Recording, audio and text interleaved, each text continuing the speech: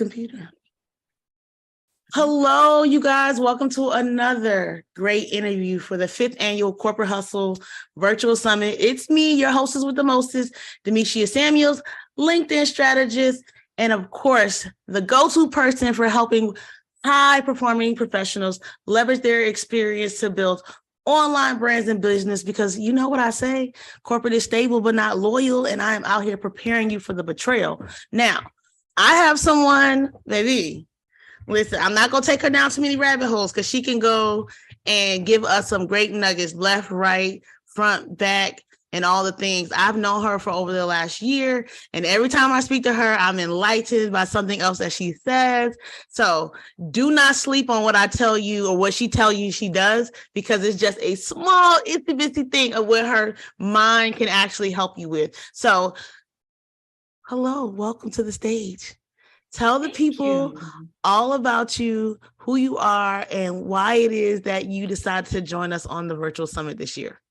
Oh, thank you for having me, Demetria. My name is Micaela Benn. I am so glad to be a part of this virtual stage, sharing insight and sharing experience with the rest of your community. I am a member of your community. I am part of your community, and I am exactly like a lot of the folks who are listening here. I publish beautifully illustrated books for kids that help them build confidence and early literacy skills, as well as social and emotional development. I also help children's book authors use marketing to reach the right readers and to build a brand around their book. And I do that through my podcast, which is quite simply called the Children's Book Marketing Podcast. So when I'm not working the corporate job or in my business, another thing that I do, which I feel is my most important role, is mom and homeschooler. So that's, in a nutshell, a little bit about me. All right. Awesome. Okay. So did you just wake up one morning and say, I'm going to be a children's book author? How did you decide that you would be called to write children's books? Because that's not for everybody. It is not. In fact, it's such a unique segment of publishing in general. And for me, I was inspired by a lot of the experiences that I see in my own environment day to day. It would not have happened had I not become somebody's mama. So let's just be real about that part. But when I decided to write a story, it was around the time of the pandemic and all of the panic that was ensuing around what was happening politically in our world. So in 2020, when all these things hit the fan, one of the things I really wanted to make prominent is that the men in our community have families that love them, that cherish them, and that want to see them get home every day.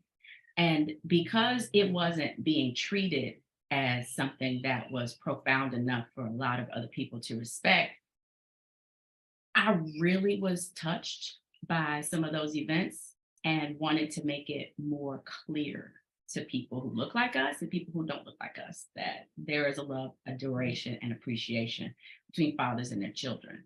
And because my father and my grandfather and my son's father are the type that all made a huge difference in my world and in our son's world, I wanted to honor that. And I did that with a story that started a whole bunch of other things that I didn't anticipate, but I'm grateful for.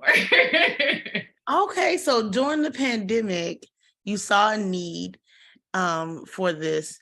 And because you were somebody's mama, you was like, I want it to touch young people, especially seeing, okay, I love that. Now, did you go to YouTube University first? Did you Google? How did you decide that you knew how to get this book published and out the door? That's a really good question. I did neither. I have always been a content creator and a writer.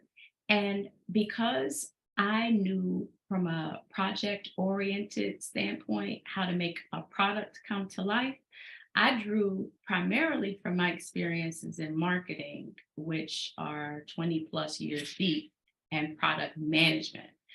Now, when I wrote this story, and it occurred to me that publishing was not a strong suit for me, I called a friend, phone a friend who had already published a children's book. And as she was explaining to me some of the steps in publishing independently, it very closely mirrored for me project management, which is something that I was really familiar with. So it was a natural, I can do this. And when I started doing the research to find out more about the resources that make this process easier or that are required in order for me to complete the self-publishing process, it to me became something that was just another process with a set of steps. So the easy part for me is putting the book out there. The part that I enjoy more is the brand building. So when I sat down to write the book, Demetia, I had the idea. I came out of the shower one Thursday night and I wrote everything for the first draft, as well as the marketing plan for it and the merchandising plan for it. And that's when it occurred to me, well, what do I do next? So that's when I called a friend. And from there, everything that was involved was basically making sure that the funds are in place, the strategy was in place, and the production steps necessary to produce the books and to produce other formats of the book were all out of my marketing bag, which is how many varied ways can you bring a product to life and how many different platforms can you utilize to make it accessible for the greatest number of people. So you have, of course, a paperback. Some people are going to enjoy that. You have a hardcover. Some people are going to prefer that. You have an audiobook, you have an ebook, you have a variety of different formats of delivery, which in my case is equivalent to being in the product world. When you're branding, you're thinking of all the variety of different forms that you can introduce your product. So combine that with some other complementary merchandise, and I had a whole brand, Little Mr. Fix-It brand. I love this. Come on, transferable skills. Yes. Okay, that's what the name of the game is here. She took what her knowledge was already, what she was already good at, what people had already paid her to do, what she was very comfortable with, and applied it to something that she was uncomfortable with. Right, you guys? So it's all about making sure that you take the skills that you already have, that you already know and are very comfortable with, and then moving into industries and places that you're not comfortable with, and you're going to see that you're able to excel and do some things outside of your comfort zone that will bring you the results that you desire. But she didn't have to go learn marketing or project management to do this, right? She just had to go learn how to apply it to that particular industry, right? So you guys always think you have to start at rock bottom, but you already have skills that are very much so can be used in various industries and places. Now, tell us about, okay, you're building this brand, you're doing this thing. If you decided but I want to be a homeschool, I want to homeschool my child. I want us to have income. I want to still have a life of some nature. How did you decide to take control of all of those different elements in your life without losing it? Not saying you didn't lose it at some point, but you're still standing now. So how do we get there to this place? Yeah, I'm glad you asked that question, because it did not start off with this structure and this approach. When I published my book, I thought that my skill set in marketing was going to be just for me. I thought that bringing my book to life and then subsequently releasing other books in the series were going to be as good as it got. And then I had the same friend who introduced me to the process ask for support in replicating what I was going to do for my book brand for hers. That created a whole service. That created coaching. That created the podcast. Just me finding that there was an additional need for more of the type of skill set that I had, so that maybe I could publish a bunch of books, but I didn't have to. I was able to help other people amplify their voice and their message through their stories. So it went from being something that was straightforward and simple to something that had far more layers than I was prepared for. And that's when the question had to be asked, what do I keep and what do I give away? How do I manage my time so that I can fall into the role of motherhood the way that I intended?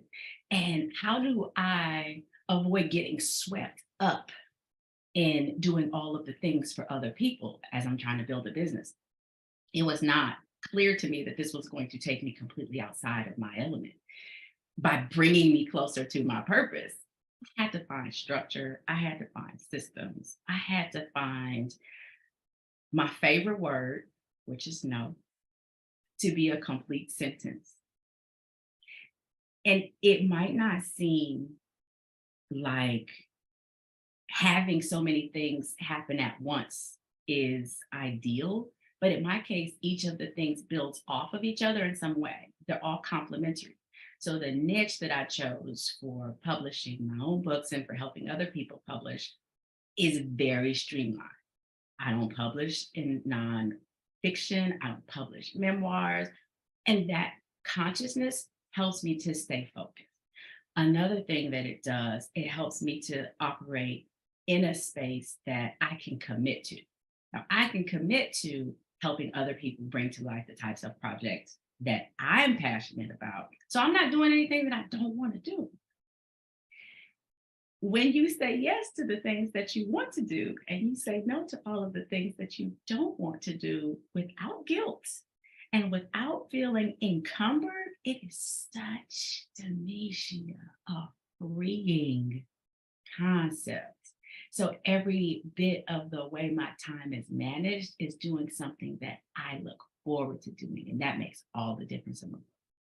Yes, I absolutely. No is a complete total sentence, no period, stop. There's no more explanation needed. That is a skill that, or a muscle that has to be built in women in general. Speaking of that, like, let's talk about it. What is it like being a woman in business, right? Because sometimes roles, like, hey, I just want to focus on my, people say just focus on your kids or your home, and being a boss at the same time sometimes will get in the way of relationships with our children, with others. Do you have any thoughts on that? Yes, I do. I absolutely do. So something that a lot of people don't know about me is that I was not working in the corporate world at all when I wrote the books and when I started the podcast and when I started publishing for other people. I was strictly homeschool mom with businesses, so mompreneur. By that point in my career, I had already been more than 20 years in corporate marketing. So I had everything that I needed to decide I could walk away from this and I wouldn't miss it, or I could forego any upcoming promotions or travel or any of the boxes that you want to check because I waited until later to become a mom. So I wasn't going to compromise anything in my career as a result of trying to become the kind of mom that I wanted to. So I was really clear on that point of breakage. It wasn't until I had been out of the corporate world for 3 years and we had a system in place around what homeschooling looked like, were we even able to adapt it to me going back into the corporate world. Honestly, it was an opportunity that I couldn't say no to. It was that good. So for me to make the decision to reinsert myself, it had to be on my terms. It had to be in alignment with my goals. And it had to be something that we could make work for the family. So there had to be agreement between us and how we would adjust our schedule. So the way it works, a lot of people are like puzzled, like, how do you have a full-time job? How do you have a business? And how do you homeschool? Well, there's a collaboration between my son's dad and me, where our schedules are balanced. He works with our son during the day. I work with our son in the evening. When he has the son during the day, I'm working. I'm doing my corporate job. When our son switches from dad to mom, we're doing things that are also continuing in the learning scope, but he just thinks he's playing. He's 5. So learning is playing in a lot of different ways.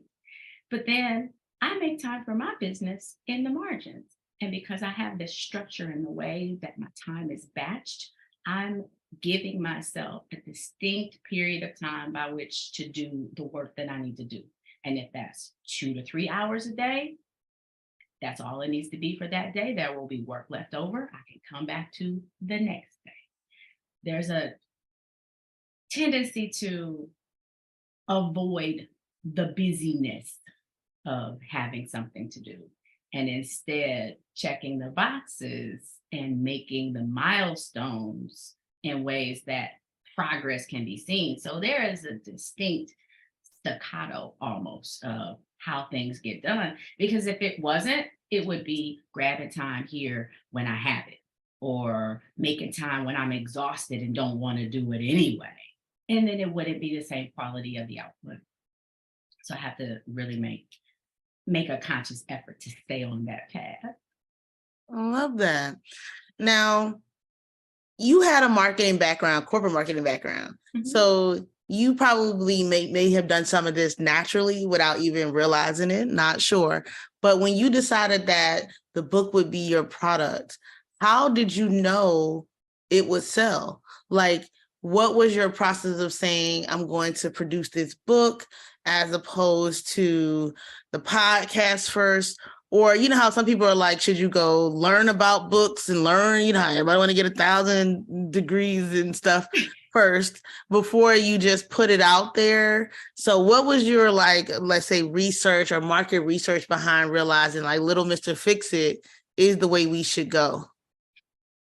Before I knew for certain that this book would sell, I could be pretty confident that it would, because I wasn't the only mom experiencing the anxiety of having a Black son and loving a Black man, and having other Black men in my family that were not perceived positively or favorably by other parts of the world. So there was already an audience of like-minded individuals who would be interested in consuming the content, AKA reading a story that they could relate to. So there's that.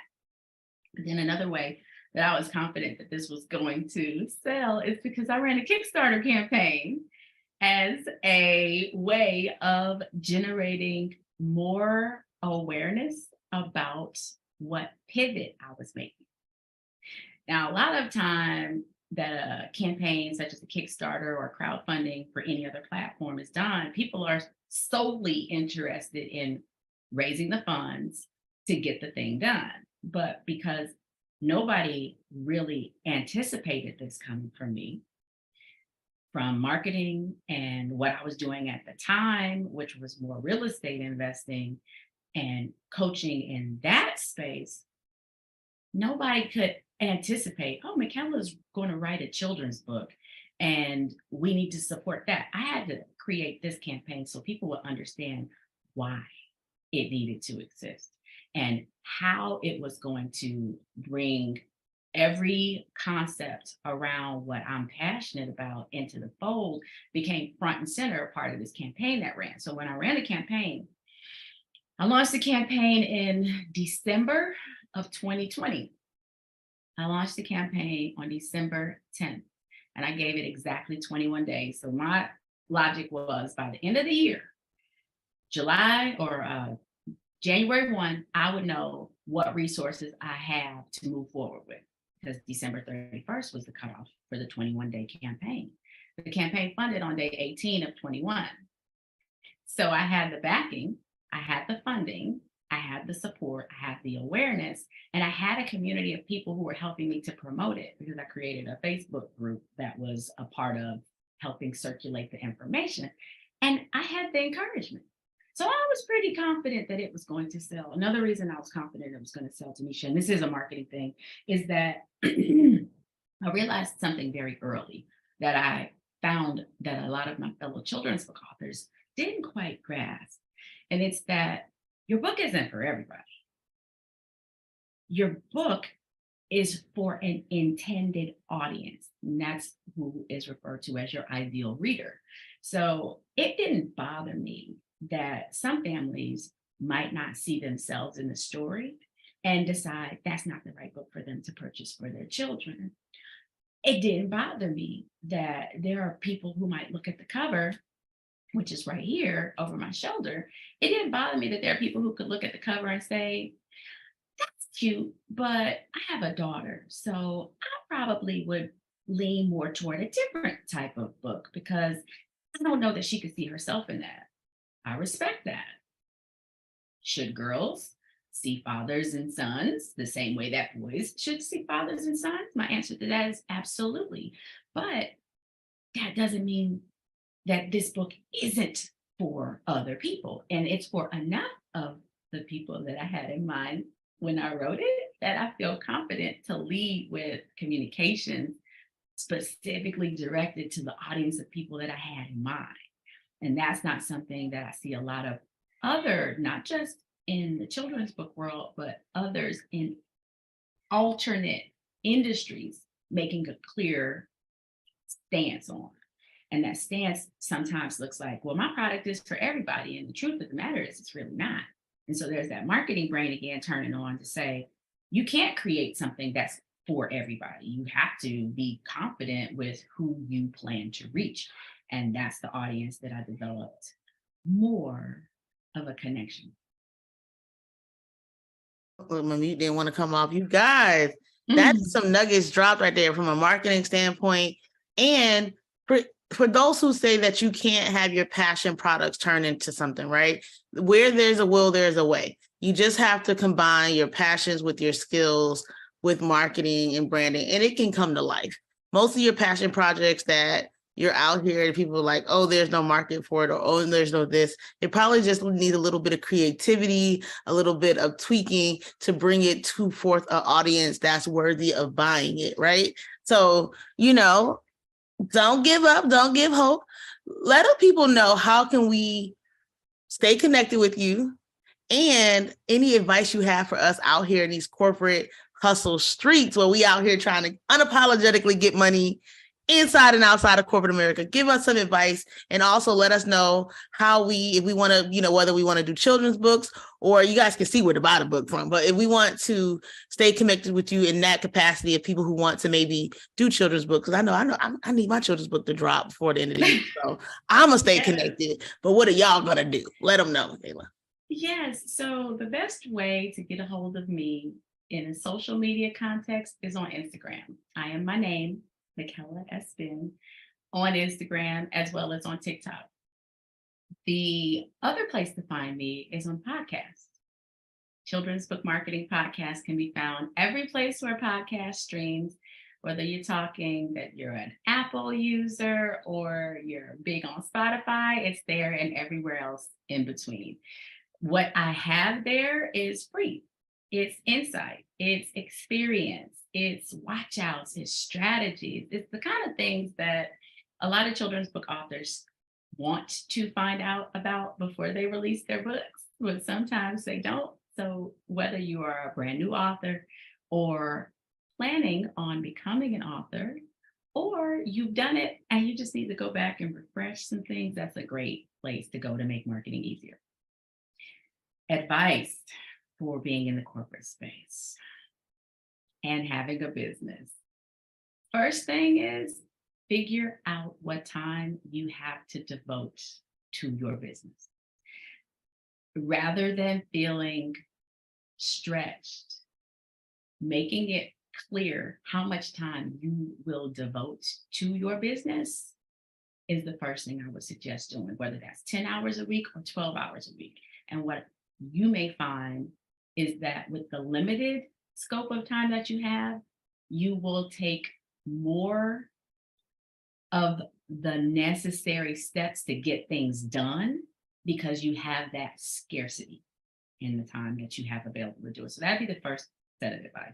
Next set of advice is if you are not sure that there is something that you can do that someone else would need as a service, or that someone else would purchase from you, find examples where you can find the closest thing to it and figure out how to model that in a way that is going to serve you best. If you're not interested in children's books, okay, you don't have to be. You might be interested in memoirs. Find somebody who writes memoirs, who you can learn from, whether it's their system or whether it's how they market or whether it's how they are connected to larger influencers or communities. Figure it out and then reverse engineer, because there's nothing new under the sun. And if you decide to create something for yourself, make it something that you can be passionate about. Now, I don't believe in being in business for just the sake of saying I do something else. There's purpose behind it. And if full-time job or corporate gig that you are tied to doesn't allow you to ignite your purpose, find the time that you need to make that possible, because it very well could begin the timeline that you need to make your exits. Or it could be what helps to supplement what you do day to day, and you can still get the benefit of what feels like stability that is maybe not, or consistency that's might be limited, because you will need something to fall into play very soon after what Demetria said, corporate decides it's not going to be loyal. And that's the advice I have. Awesome. It has been great. You guys, if you didn't get any nuggets out of this, then go ahead and purchase the replay, because that means you missed something, especially whether you want to be, want to be an author or not. These are life lessons, right? For all those who aspire to be, homeschool moms, it's possible. It's possible. Setting your boundaries, getting in alignment with the rest of your family. It takes a village. All the things are there. So I hope that you enjoyed this interview for the 5th annual Corporate Hustle Virtual Summit, hosted by yours truly. And we will see you again on another interview. And we will talk to you soon. Thanks.